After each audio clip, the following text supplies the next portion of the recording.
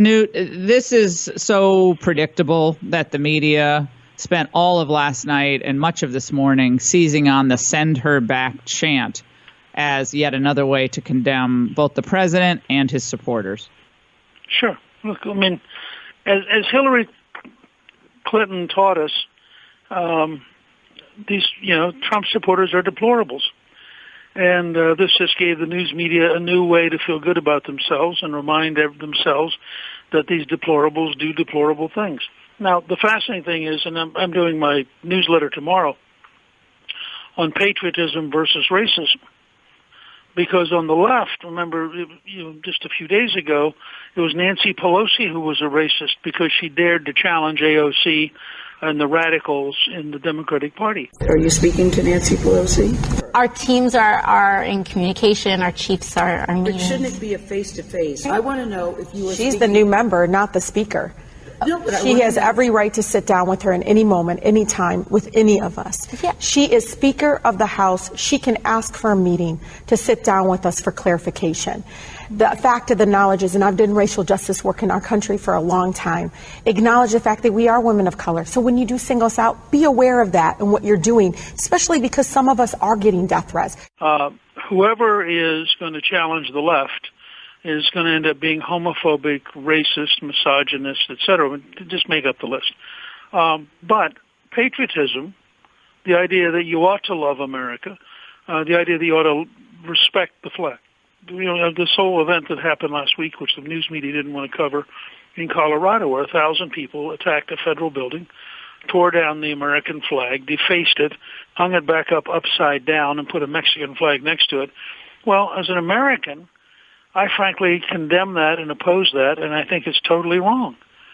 And yet, when he was asked about it, the Democratic governor of Colorado couldn't bring himself to say it was wrong. Because on the left, being against America is a moral virtue. It's a good thing. And I think this campaign, in the end, will be about patriotism and whether you love America or you despise America, whether you want to change America into a totally different country, or whether you think that the Founding Fathers gave us an amazing prescription for freedom and for self-government.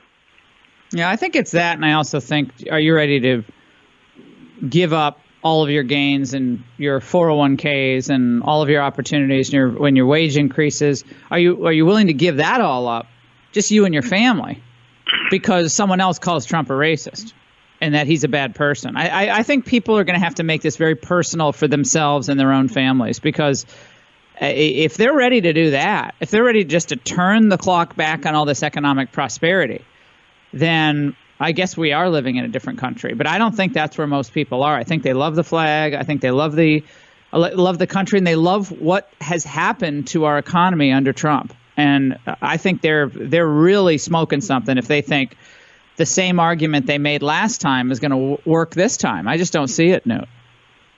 Well, I think 2018 didn't teach us any lessons about the 2020 campaign. I think it was a remarkably dumb campaign by Republicans and a clever campaign by Democrats.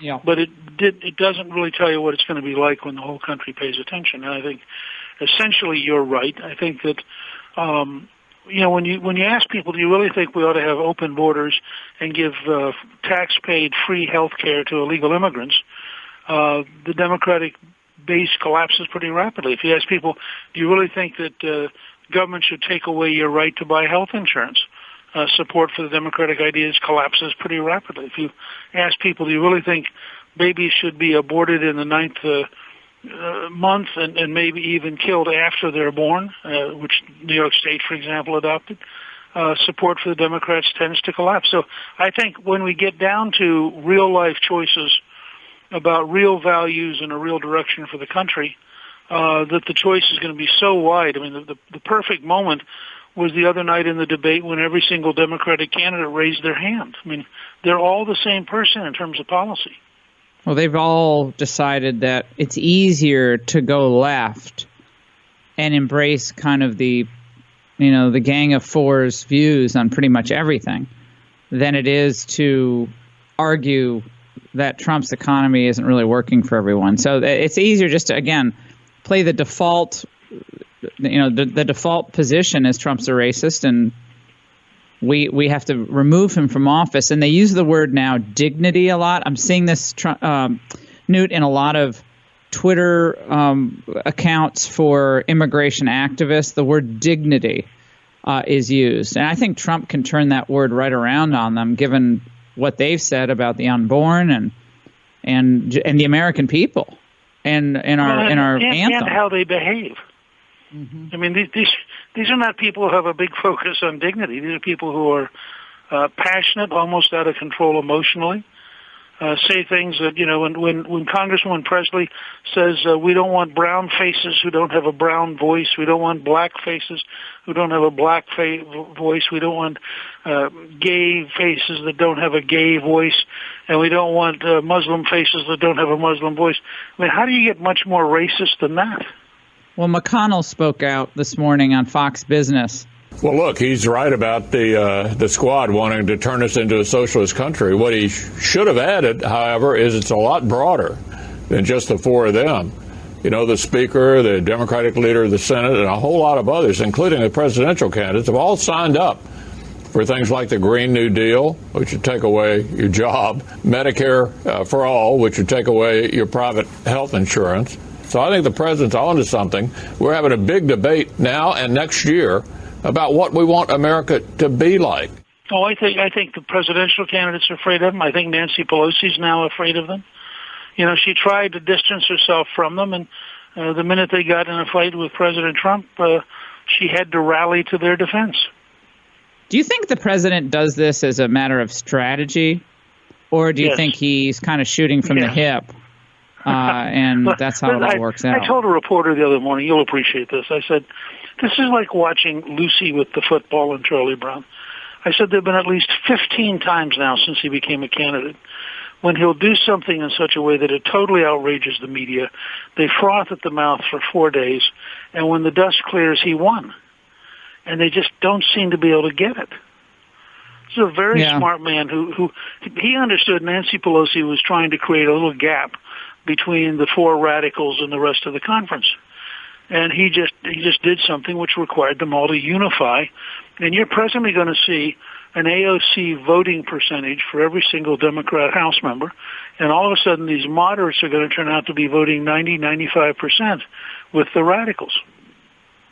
Well, and even David Axelrod had to admit that today. He said, he wants to elevate these four women. He is repeating the pattern of his brief political career. He wants to elevate these four young members of Congress to make them the emblem of the Democratic Party.